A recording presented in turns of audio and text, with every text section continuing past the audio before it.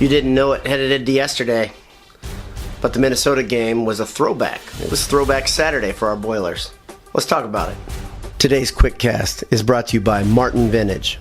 MartinVintage.com, where if you enter Boiled at checkout, you'll get 20% off. Mom, thanks for watching. Man, what can I say? What can anybody say? I don't think anybody saw this coming. The funny thing is we're getting people, oddly enough, gloating to us about how they thought this would happen. Be honest with yourself. You didn't see this happening. Minnesota was reeling. Minnesota had just fired a defensive coordinator.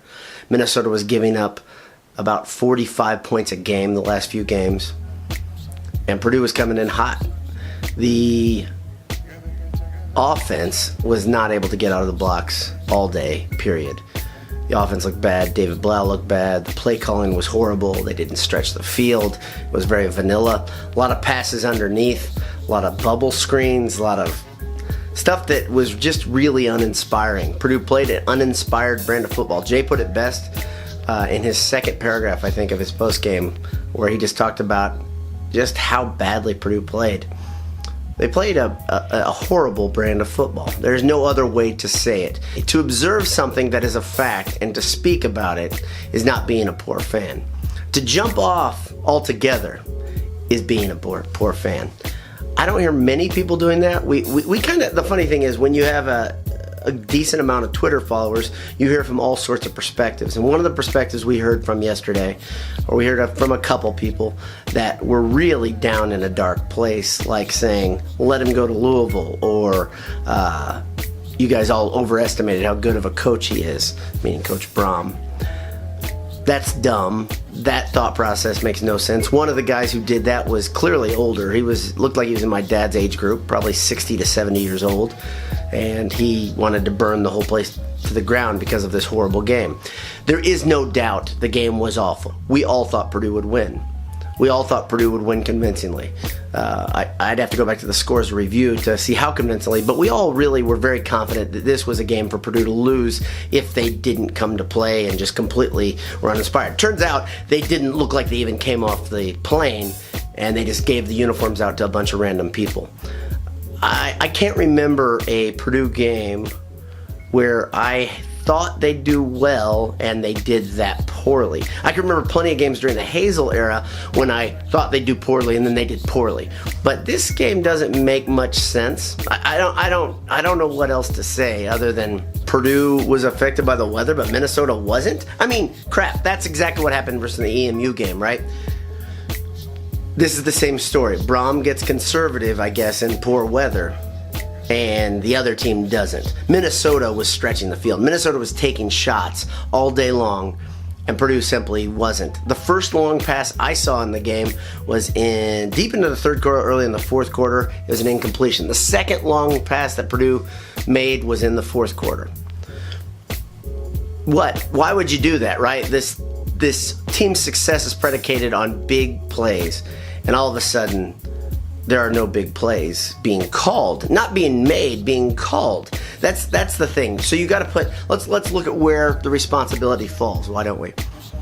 Purdue's defense couldn't tackle. How many times did you see in the first half, in the whole game, not just first half, but first half specifically, you could tell the game wasn't going right in that first drive when guys who are sure tacklers generally just weren't making their plays, right? I can think of 5 or 6 where the defensive line, the front 7 was not doing their job. The defensive backs, I'd argue, were doing okay until about middle of the second quarter, and then they joined the party too.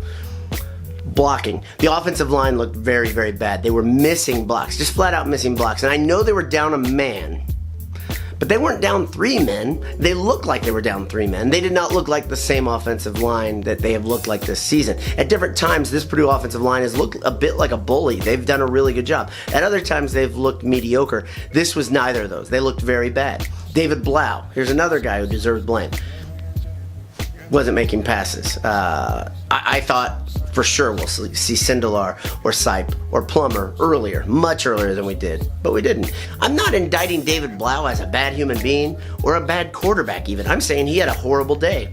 And when you have that bad of a day, it may be time to cut bait and let's see what somebody else can do. Should David Blau start next week? I think so. In fact, there's no doubt in my mind David Blau should be the starter still. So this isn't painting with the broad brush that David Blau doesn't deserve to start. It's saying David Blau played really poorly. He missed on a lot of passes. His numbers, percentage-wise, are not bad. His completion percentage isn't bad. But then again, once again, going back to play calling, Purdue was throwing a lot of short stuff. He was missing on short stuff too, though. DJ Knox did not have space to do his job. I'm not going to blame DJ Knox. That's one guy I won't put blame on just because I love DJ Knox. And he was still attacking the hole, but there was no hole to be attacked. He was hitting places hard and wasn't getting anywhere. DJ Knox doesn't run soft. He doesn't. Horvath had a play specifically where he did make a poor decision. It was I believe it was a 4th down. He tried to dance. Maybe it was a 3rd down. Tried to dance instead of just putting his head down and going to the 1st down. Purdue would have gotten a 1st down. Purdue didn't have a 3rd down conversion until the 4th quarter. Wrap your head around that one. That's just utter craziness.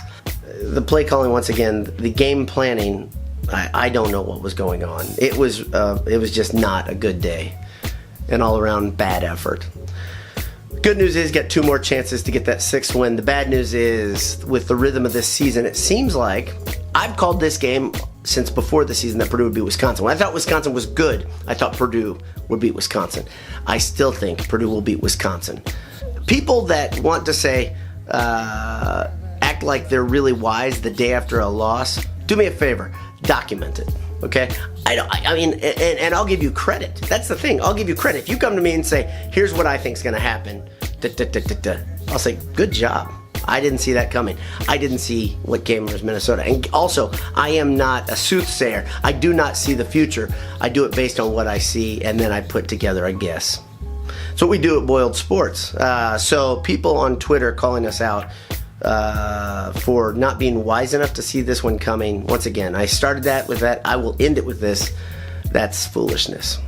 Thanks for tuning in. Sorry for not putting up a pregame cast this week. I was pretty sick on Friday and pretty sick yesterday. I won't get into the details, but it wasn't pleasant. Feeling great now. It's one of those things when you felt sick for 24 or 36 hours, when you come out of it, you start feeling dynamic, right? You feel like you can conquer the world. So hopefully Purdue has a similar feeling that I have right now next Saturday when Wisconsin is welcome to Ross-Ade. If you are thinking about not getting tickets because of the Minnesota game, but you were thinking about getting them before the Minnesota game, that's just ridiculous. The season's still the same. I wanted them to win out and get 8 wins in regular season, of course, and I thought they were going to. I thought the momentum was there, and I thought everything was in place, but it didn't happen. But if you're that is being a bad fan. If you're just jumping off, I mean, there are very few bandwagon Purdue fans. I think there are some that just enjoy Brum's offensive style, but get to Ross-Ade next Saturday. Thanks for tuning in. Have a great day. God bless you. Special shout out to my buddy Tyler. Got to see him this week. He opened his home to me and my kids. Really appreciate it. And his family, his mom and dad and his brother. They're great people. That's all there is to it. Have a great day. God bless you. BS all the time.